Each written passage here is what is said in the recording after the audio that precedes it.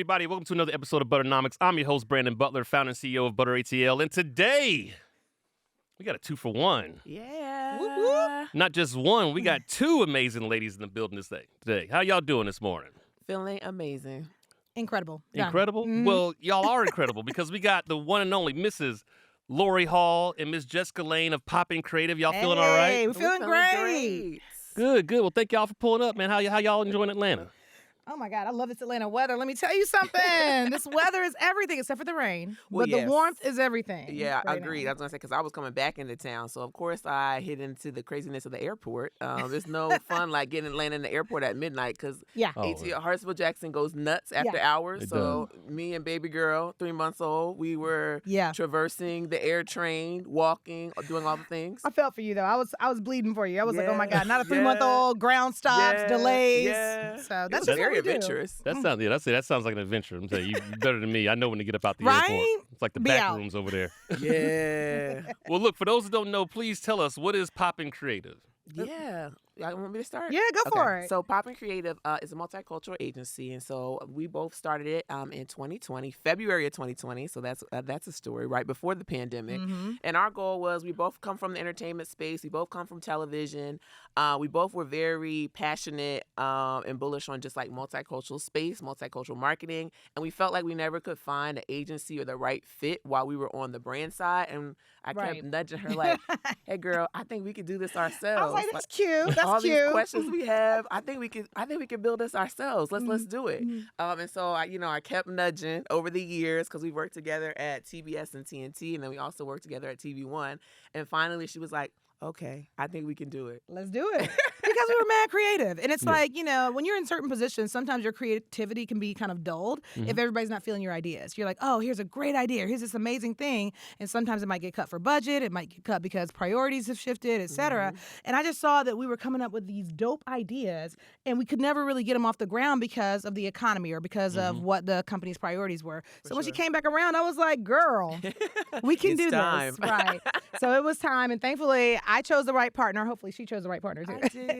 But we met every week for a year building the business. And we literally sat down, went through rate cards, went through what the name's going to be, went through trademark, went through this, went through that. And for a year, we built it. And when we were ready to launch, it was a no-brainer. So that really helped. But you have to have your complementary person with you, I think. For If you're going to have a sure. partner, make sure they compliment you. They're not exactly like you. Yes. Yeah, and those like weekly meetups, like what were some of the things y'all discussed? Like you were using like your experience working in, on the corporate side, on the brand Yeah, side, other yeah. agencies. Like what was some of the stuff y'all For were working sure. on? We were thinking about like all the problems that other people needed to solve or we needed to solve with agencies. And we were like, how can we create an agency that would actually do all of that? Yeah. A lot of times people would ask us for recommendations and we could never fully recommend a multicultural agency without caveats. And that sucks. Yeah. Like we're dope as a people, but it sucked that we couldn't really give a full recommendation. So we set out to build the agency that we wish we had. So we talked about rate cards. We called agency people that we knew. We were like, hey, can you tell us like what the rate card should be? Because we have no idea. We asked somebody for mentorship. We were like, hey, what are the top 2 or 3 hires we need to make when we first start out? And he was like, legal, accounting, period. That's it. He's like, get those 2 things tight because the creativity is there with y'all. So just getting advice so we didn't make missteps was really big. For sure. And also market research. So especially because we've been in the industry for a while. And then I also went to business school at Kellogg. We had tons and tons of like brand marketers to kind of like complement what we had on the television side. Just tell us like what they're looking for, what were some of the holes there, how much were some of their budgets and their spend, because that was important too to help size and scale the market that we were trying to tap into. Yeah. And so each week we would kind of dig down that path and try to figure out and kind of shape what this kind of platform and positioning should look like. No, I think that's good because a lot of people look. I'm all for entrepreneurship. Obviously, I do the same thing, but I tell people like you got to do it the right kind of way. You Right. do. And some people are like, oh, you got to go all in. Like I understand going all in, but you got to be smart about how you go all in, Right. right? For So sure. taking the time.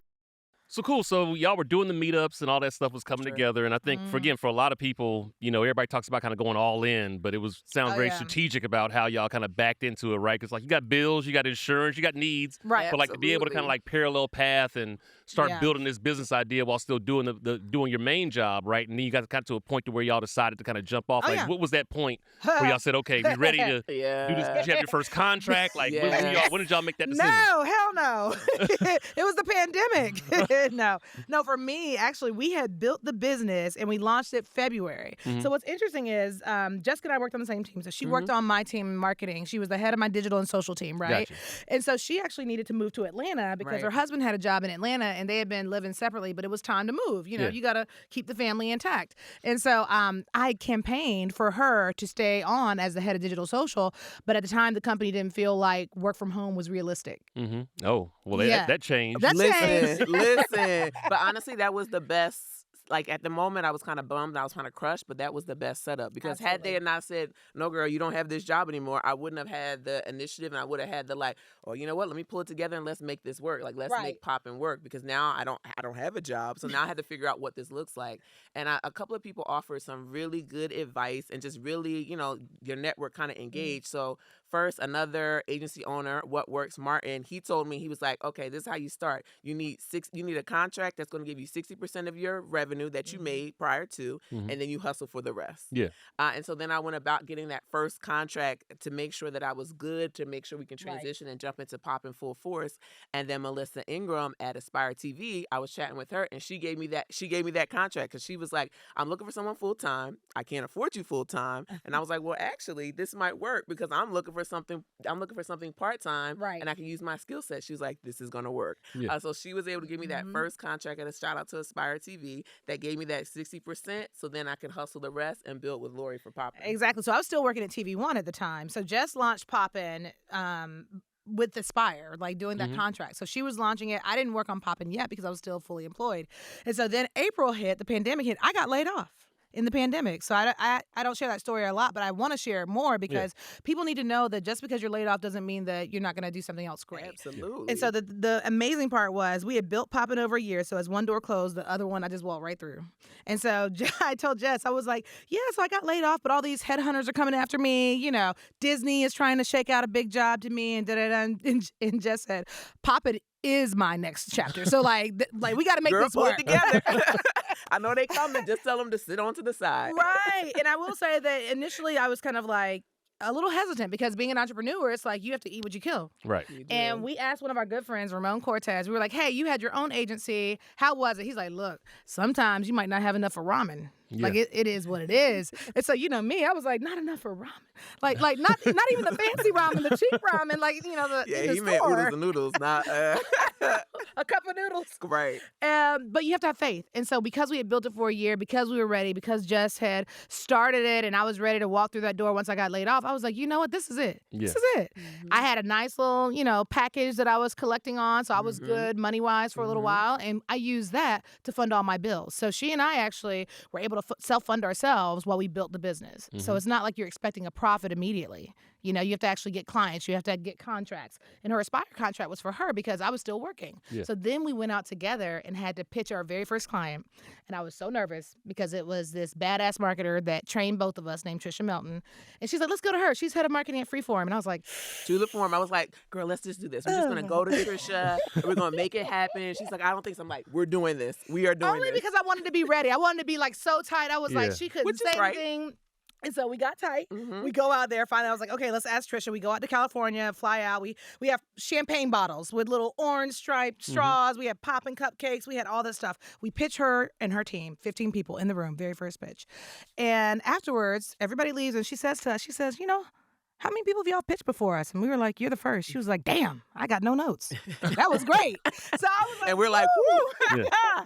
So that's kind of how it kind of evolved. That was our first client as Popp'n overall in terms of a corporate client. And we had that contract for 3 years. Yeah. I mean, it sounds like, you know, I think the good thing I'm pulling away from this too is relationships are really important. Because I keep hearing y'all say is, you know, you had people that you could talk to in the industry to get context and background, but then also getting to that first big contract, that big first opportunity was another relationship. Like, how critical have relationships been in helping y'all really help build this business from scratch? Because, again, like, especially in the agency space, look, I know I've worked in it too, right? Like, you're doing biz dev, you're responding to RFPs. Everything. But again, and that can be a whole just work stream in it within itself. Oh, for sure. But the ability to actually be able to pick up the phone, call somebody, and have kind of a friendly, warm lead goes a long way. Like Absolutely. how relationships kind of helped y'all build the business. I mean, I didn't know this, and I tell people this all the time, that some of your former colleagues, some of the former people that worked for you, some of your former bosses are going to be the very first people that hire you when you start an agency.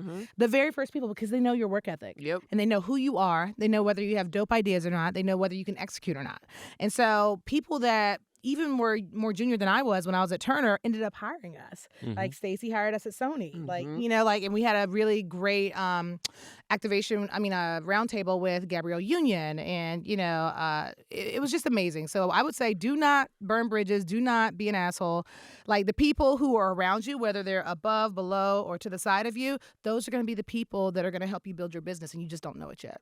And I feel like adding on to that, of course, there is the relationships that help fuel the business, but then there's the relationships that help fuel the work. Because in the creative space, it's not just you, not just the team. You partner with production, you partner with lighting, you partner with fabrication, you partner with content creators. So you partner with a kind of a whole ecosystem of creatives. And we leverage a lot of our relationships, even just from the television space, to make sure that we had the right creatives in place to make sure that we can deliver on the campaigns that we sold. And so that is extra important, too, to make sure you're building up the network of people to go to. Like, I have this project, I'm trying to build this. Like, who can I call on to make this happen? And who can I call on that's going to make it happen with excellence, the same excellence that we are setting apart, and the same excellence that we're expecting. I think if you're a dope person, you're a dope person, so you can just call people. If you're a good person, I think people recognize that and they'll want to do business with you. Absolutely. So look, I've tried to make it a point of mine to just have good relationships with people that I work with, and like I tell people, I don't ask for stuff much. But if I call, I expect you to pick up the damn phone. Absolutely. And they do, don't they? Because here's the thing. I know for me, I've made it my mission over the years to try to put as many people on as possible. That's with right. no expectation, right? But again, because you never know where people are going to end up at. And to your point, Exactly. you have people that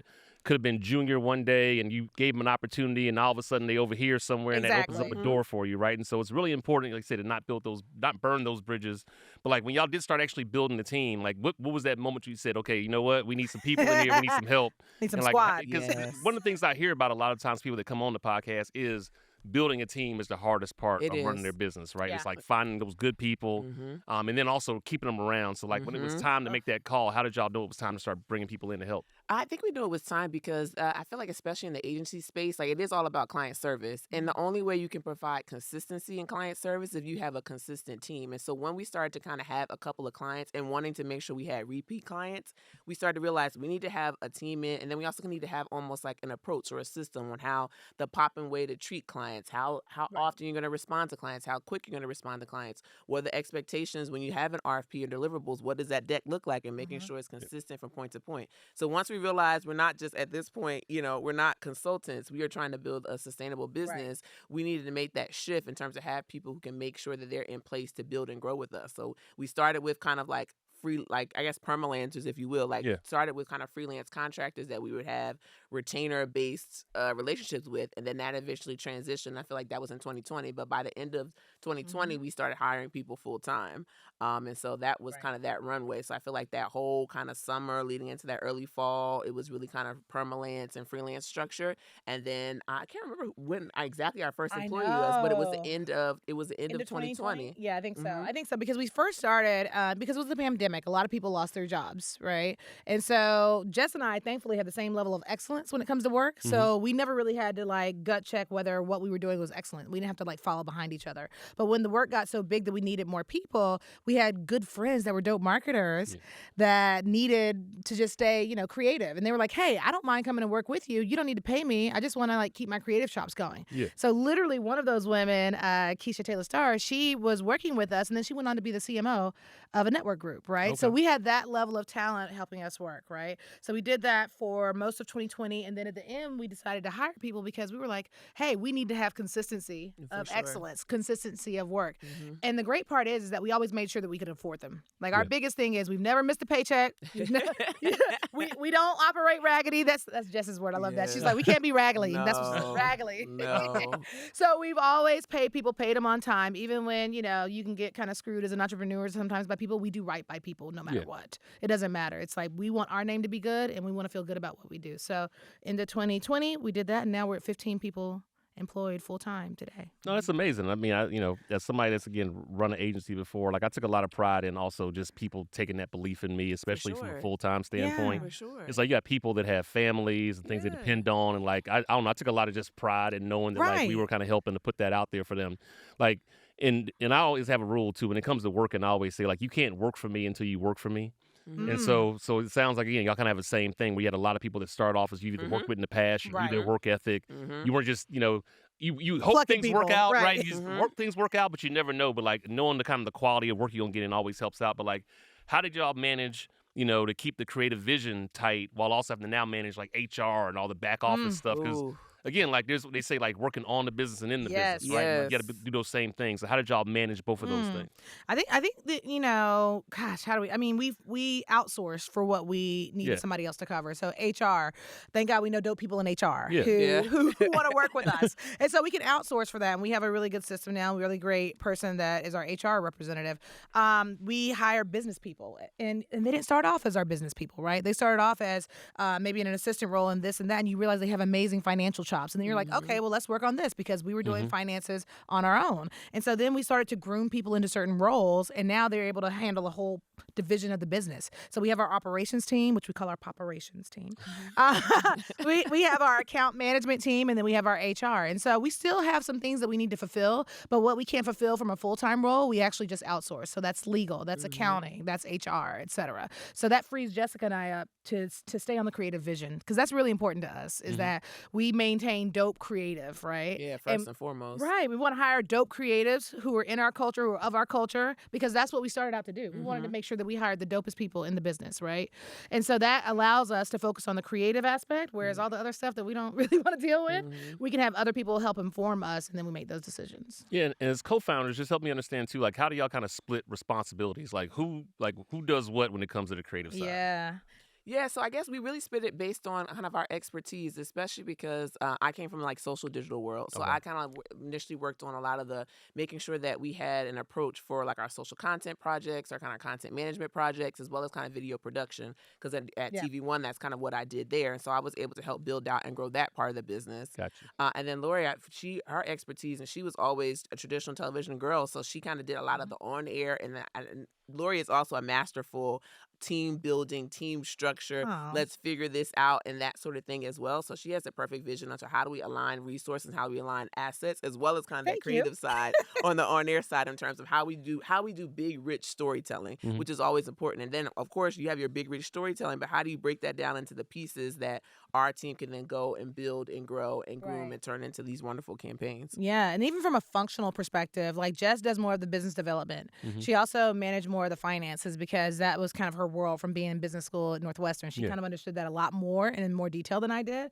And then I was freed up to kind of do the sales stuff. So she was like, hey, I need you to go out there and run these people down, get these clients. And I used to be like, because I had a little bit longer of a tenure than just because I'm a little bit older. And so I was able to reach out to people that I'd even, known for a little bit longer in our history together. So I was able to kind of focus on sales. She focuses on making sure the money is working, making sure everything is running smoothly, and that we can afford everything that we're setting out to do. So it works really well. Yeah, and again, I remember y'all telling the story of how when you started, you kind of got everything running, and then the pandemic hit. Like y'all got that first big client in. And the world stopped for a second. First big client, and we were going to Essence Festival to do an outdoor activation. Yeah, what happened? Tell me about that. I mean, it's funny. It's like the high and low of that whole time period is like mind-boggling. It's like I feel like I'm getting sweats just talking about it because we were so excited to get to. We pitched our old boss Trisha at Freeform, and we got this big opportunity to bring Grownish. Grownish was the property. They're like priority property at the time down to Essence Music Festival. So we were so excited, got everything locked, the contract inked, all SOW, all the things, and the world started to crumble. So we started to like NBA got shut down. Correct. And then everything was getting shut down, and we kept thinking, by April it'll be fine. And then April came, was like, I'm sure by July it'll be fine. And then the world was like, no, it's not going to be fine. And Disney was like, no, this is not fine. They started, shedding people. People started getting laid off, and they were certainly like, this contract is gone. So this is what you'll have to, get what you can, say your services rendered, your hours worked, and we'll have to figure it out another time. Yeah. And I feel like that crushing, like you thought that this was the moment, and then it to just be snatched away was humbling to say the least. Yes. Definitely humbling to say the least. But I mean, it definitely taught us that, again, you do have to have faith in what you got to believe at the end of the day. Like, I feel like crazy belief. Now, I mean, I know this is controversial, but now I understand why Kanye was like, why Kanye loves Kanye. Because if you don't have that ultimate faith that you are the dopest out and this is going to work out, you will crumble. Absolutely. And so even though it hit us, we were like, you know what? We can figure this out. We are smart. We're intelligent. We can figure this out. We can figure out our next steps. And so that's kind of what we did. We had to pull the pieces together and figure out our next steps. I mean, think about having to strategize in the middle of a pandemic that's never happened in the world before, and trying to figure out, well, what new services am I going to offer, right? And so for us, it ended up being that, March, the world shut down. We were trying to figure out our new business strategy. And then in May, when George Floyd was killed, we saw everybody trying to pop up and support Black Lives Matter almost opportunistically. And we were like, that's so like, what are y'all doing? That's performative. What are you doing? That's convenient. So we would start to look at everybody that was posting about Black Lives Matter and then go back to their websites and other platforms and say, okay, well, does what you're putting on social match what you're doing on the web? Yeah. Does what you're doing on the web match with what you're doing in real life? And we saw such a disconnect. And we were like, oh, so it matters, but not as much as this 20% off sale, not as much as, other priorities that you have. And so we started to see people trip up. You saw it with like Starbucks when they tried to forbid people from wearing a Black Lives Matter pin because they thought it was political versus they always gave out the pride pins, right? So you started to see all these rubs. And we were like, these brands are doing it so wrong. Like, what are you doing? So we ended up creating a white paper to show who was doing it right, who was doing it wrong, and what the nuances were with how they got it wrong. Not just you did it wrong, but let me show you exactly where you messed up or exactly where it went left for you so that other brands could learn from that. And we did that. We put it out. We didn't even think about making money off of it. We were like, we just want y'all to do it right. I mean, and also we had a little time. We had a little time in the house. Yes. And so we put it out there, and it got all this press pickup that we didn't even expect. Like, it was just unbeknownst to us that people would start calling us for interviews. Brands would start calling us to train their teams. Black people within big brands would start to say, hey, I've been preaching the same thing for a while, but nobody's listening to me. Yeah. Can you come in from the outside and tell these executives, right, the same thing that I've been trying to tell them for years? So that actually ended up sparking a lot of buzz about Popp'n, and we got so many write-ups, like Variety, like industry rags. And so that ended up propelling us, but in a direction of what people then thought was like DE&I, which that wasn't necessarily our scope, right? We were a creative shop. Yeah. We did experiential, we did social, we did digital, we did marketing strategies. But now all of a sudden we're opening up to this whole new world, but that also opened us up to new clients. So it kind of was a nice hand-in-hand thing. Yeah, and again, it was one of those things that where, it's always interesting, right, when you just kind of do what needs to be done. Right. And then opportunities kind of come from that. Because to your point, like, y'all didn't do that with the intention of, getting into more of those type of, DE&I opportunities, right? It was like, no, this just needs to be done. But all of a sudden, opportunities started coming to you based on putting it out there. And I think, again, that's a lesson people can take away is like sometimes, again, you just got to do the thing. You just got to do the work. And you'll be very surprised in how the world will kind of respond back because you're doing it just with like your own intentions. Do what you're passionate about. Doing what you're passionate about. Yeah. And that resonates with people, right? Yeah, I think too many times today, I think people, when they're thinking about being an entrepreneur, they're trying to think about how to make the money. How do I make the money? How do I make sure that I do this? And they'll say, oh, I have a great idea. I'm going to go ahead and trademark it. That costs money. I want to go ahead and do this. And you're worried about all these other things, but it's like, what are you passionate about? Yeah. Because that's going to fuel you when nothing else is going to fuel you, right? Like, you're going to go full speed ahead with something you're passionate about versus let me just try to make the next buck. So I would say, like, focus on what you're passionate about and then try to make sure that you're doing that first. And then everything else will kind of be built and it'll come, right? So I think that's the challenge for entrepreneurs today. Now, and I've been wanting to ask this for a second, but where did the name Popp'n Creative come from? That's funny because I feel like, and it's funny because I feel like we went back and forth for this. And I always remember how you said your husband, Che, was like, oh, how very urban of you all. Yes. Because it wasn't our intent. Like I feel like we had tried on a bunch of different words. We had code switch. Code switch, I feel like was for a while. I'm so glad we didn't do that because that's real whack. We had like 5 days. Yes. Right? But I feel like the code switch had rose to the top. And then all of a sudden, I think you might have even said, you were like, what about Popp'n? And I was like, oh, yeah. And I feel like, who came up with the apostrophe in? I did. Because that's when it started. I was going to say, because that's when it started to get real urban. I was going to say if you took credit for it. I was like, hey, you took credit. No. But I was like, what if we did it with P-O-P apostrophe N? And I thought it was going to be a dumb idea, but I was like, I'm going to throw it out there anyway. Yes, and I was like, oh, I like she that. She loved it. And that was it. That was literally, I was like, because we're popping. We're popping because we're popping. And so then we got a logo, we got a, and it just all came together. Yeah, spend after that. see, people ask me where the name Butter comes from all the time. I'm like, I don't even remember, y'all. I was going to say, where does it come from? You know what? Look, it's the same thing. We were brainstorming. And I think somebody just said butter, and I was like, you know what? Done. I like that. And ever since then, I've like backed into what it means. Yeah. Honestly, it didn't really. It was just like I was on you this got your brand colors. You got your this. I was on this like one word thing for a long time. Yes. I'm like, butter. Like, you know what I mean? And everybody was like, my last name is Butler. So everybody, I did not name it after me. Like, I keep telling people this. That is hilarious. But then I started doing the research, and I was like, oh yeah, we churn butter. And cream comes to the top. Listen, and let me tell you the brand story. And butter makes everything better. It goes on everything. Oh yeah, I made all that shit up. Yes. Like I love it. Like a true creative. Exactly, but it works. But it works, and it's been working ever since. Exactly. So let me ask y'all, like, what does it look like when a brand is doing multicultural marketing right in 2025? Like, what does that actually seem like from you all's perspective? Now, it's interesting because I feel like we're in a new world order. So it's like, especially in this, like where we are now, to come from 2020 to what's happened in 2025 is wild. Wild, the complete opposite. It's wild. It's like the complete opposite. And so we're still trying to figure out what this is going to look like and what it's going to shake out like for the end of the year. Because, like DEI, all of a sudden, it's a bad word. Yeah, and it means black. And I was like, since when did DEI turn into black? I feel like y'all are saying something that y'all are really trying to say, but not saying.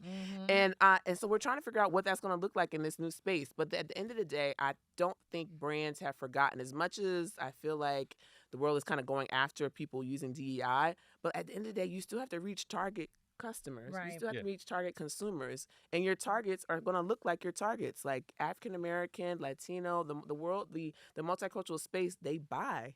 And you still have to find them, you still have to reach them, and you still have to have conversations with them authentically.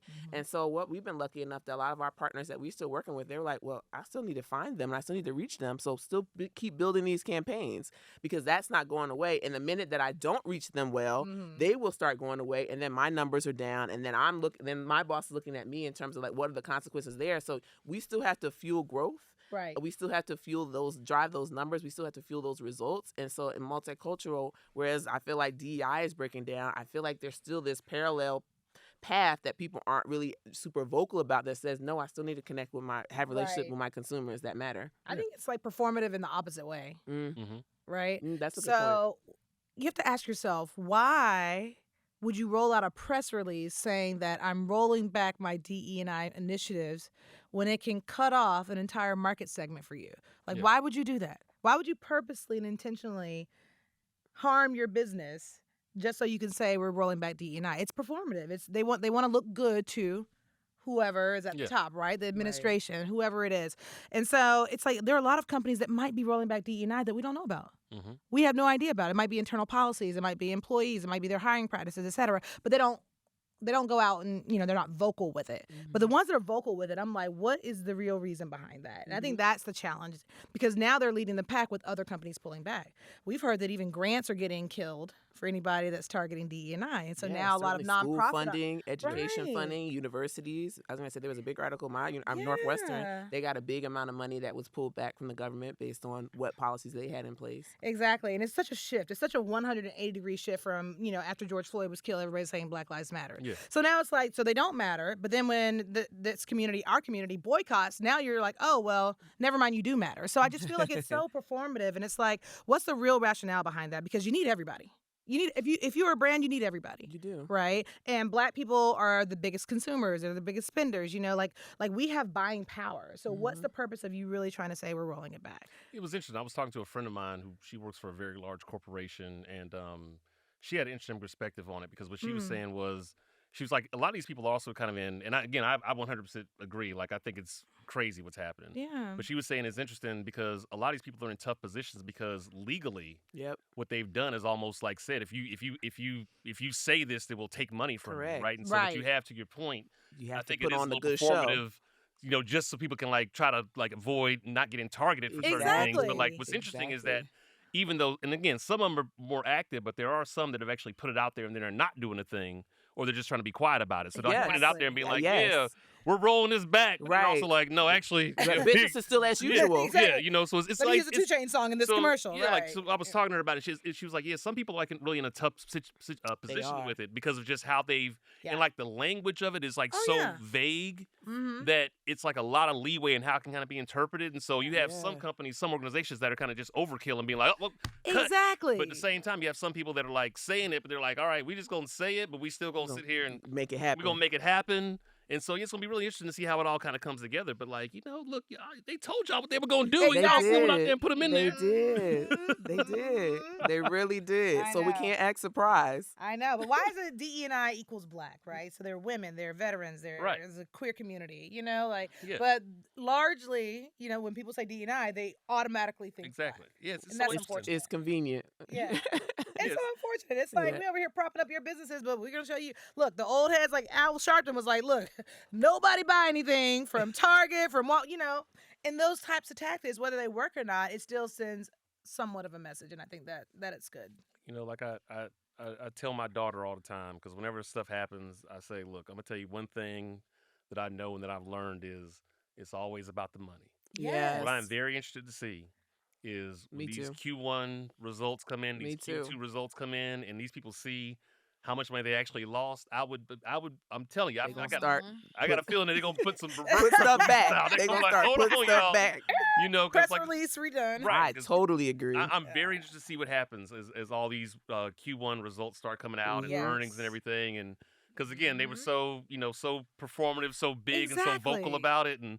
Let's see what happens when them shareholders, you know, when all of a sudden, you know, they can't put as much gas in the Bentley, you know. Exactly, because what our community did was we went to social media and we're like, okay, let's list out everybody who is supporting us and everybody who is not, right?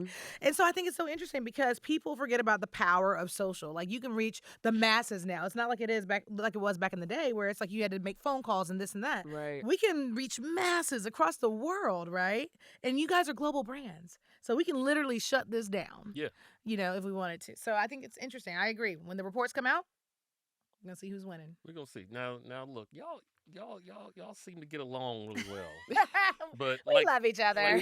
Like any business, like any situations, I'm sure there are things that y'all don't always agree on or don't have the same perspective on. Like when it just comes to like having different perspectives or disagreements, like how do y'all manage that as a team to make sure that at the end of the day you're still servicing your clients even if you don't necessarily agree on the same approach for something. We keep a pair of boxing gloves in the office. And we duke it out, right? We duke it out. I mean, the great part is I feel like we're lucky enough because our skills are kind of complementary. A lot of things that I feel strongly about, she might not care about. Now, so I feel like sometimes we have conversations and I'm like, well, this is what I feel, but I don't feel strongly about it. So if you feel like this is the way to go forth. And so we have to have those real conversations about like, you know, because you don't care about everything equally. Like you give an opinion, you give a thought, like whether it be our HR, and I'm gonna say I feel like especially in this week where we're kind of concerned and kind of talking about like what the cash flows look like, especially go on the start of a potential recession. So we're trying to feel like, you know, trying to build our plans around making sure we safeguard the business and make sure that we have sustainability. And so thinking through, what do we do here? Where we place money here? It's like, well, maybe we should go this way, and we give our opinions, we put them out there, and then, you know, we have a passionate soapbox, and then sometimes it's like, well, I really don't care that much about that one. So if you like it, you love it, rock with it. And so I feel like we're lucky enough, and we've been friends and colleagues enough that we can have tough conversations with each other. And it's funny enough because we're also good enough that we both are not super confrontational. And so like at the end of the day, we're still both trying to make sure how you feel about this though. I said this, but how do you feel about it? And so we also are very aware of each other's feelings at the same time that we are also duking out and being very passionate. So it just kind of works. But I am learning a lot about just like my communication style, just about communication in general. I feel like, shout out to my therapist, I feel like it's working through all the things that I'm not doing well. That I feel like it's coming in real life. I have to talk it out, and I have to say, well, how you feel about this? And we got to lay out all the options. We got to get passionate, open, and honest about how we're feeling. So yeah, I love that. Thank you to your therapist too. Yeah. No, but she's right. That like what Jess might care about, I might not care about, right? And so it's interesting because we've only had a couple where we were kind of like both pushing. And then one of us always relents. But what's interesting is when we first started our business, our lawyer told us like, hey, it's tough that you guys have a 50-50 business because there's no tiebreaker. So this is something that if you're going into a business with just one partner that you have to think about, who's the tiebreaker? right? And so we came up with the rubric that if the decision has more legal implications, then our lawyer would be the tiebreaker. Okay. If it has more financial implications, then our accountant would be the tiebreaker, right? And we've never had to actually use any of them for a tiebreaker. True. Because to Jess's point, like when she feels passionately, like I usually will say like, oh, I don't care that much, then you rock with it, and then vice versa. So it actually works out for us, but I don't think everybody does business that way. Yeah. No.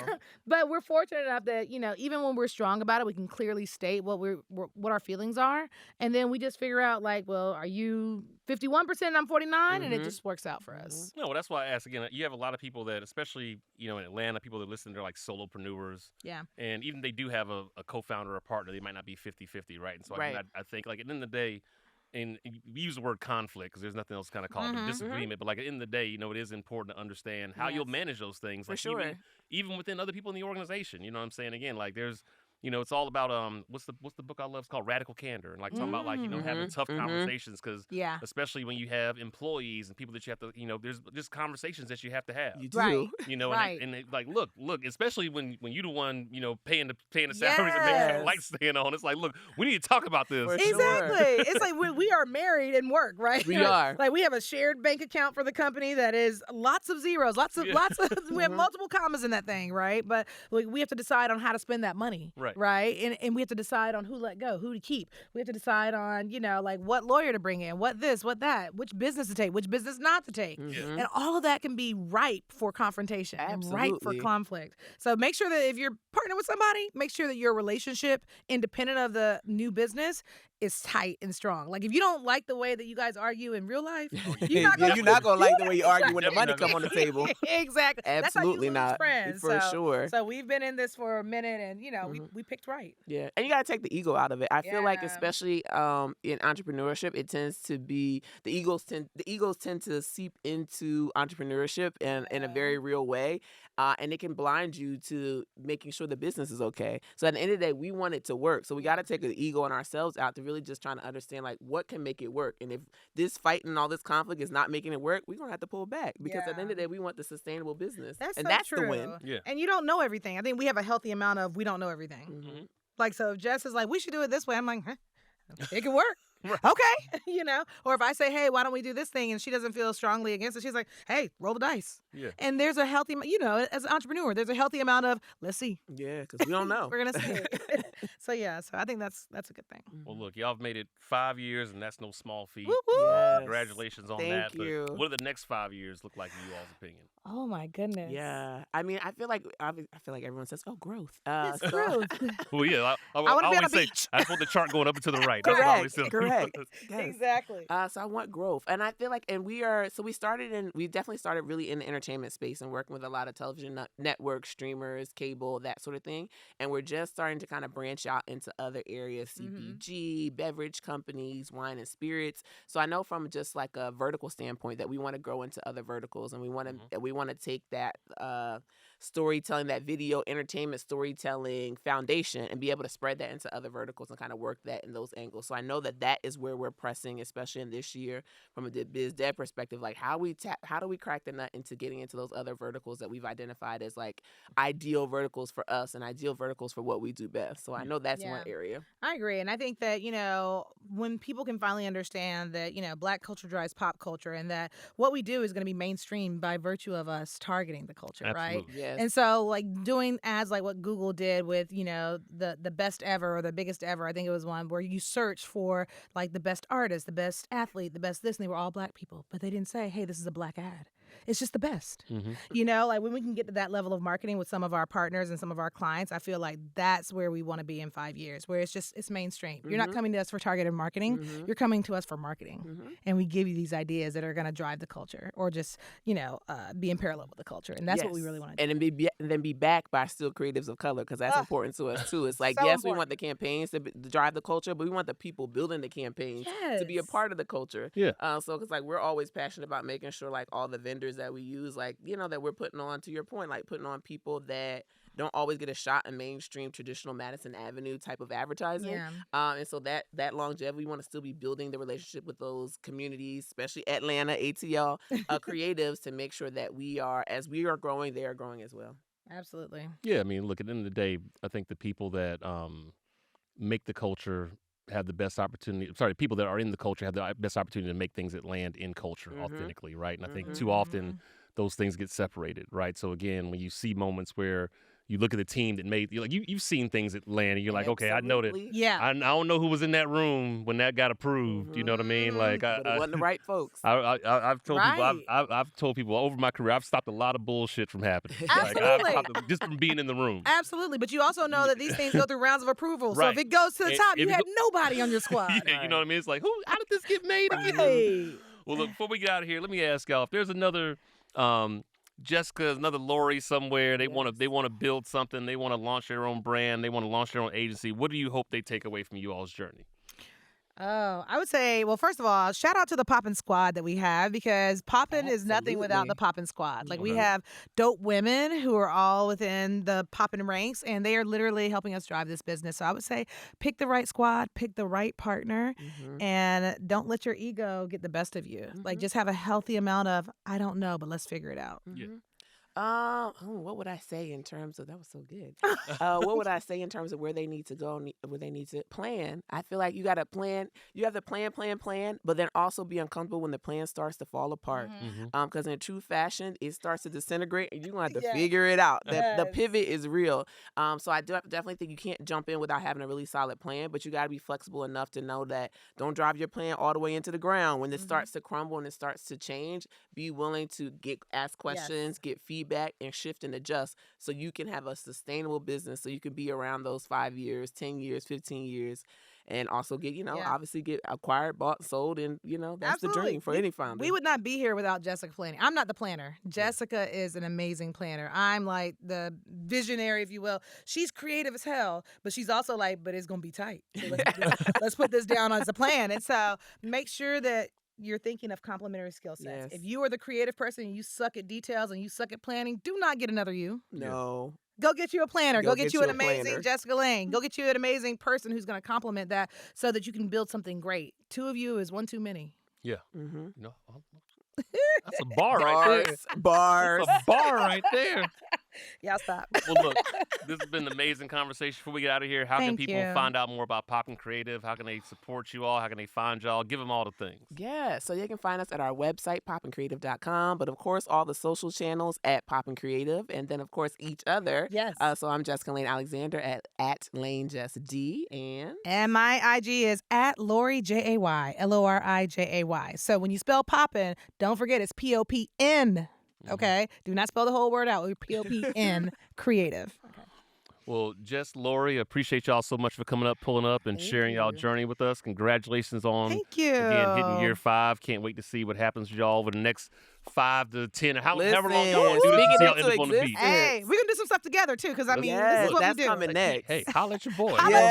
Look, I'm always there. That's why we really came, y'all. We really came because we want to work with Brandon. So just let him know. It was a strategic move. Yes. You know what? I'm trying to get in the TV. You know what I'm saying? Come on, brother. Let me know. Let me know. We got you. But appreciate y'all. Thanks for coming out, and that's the pod, y'all. We out. Thank you. Thank you.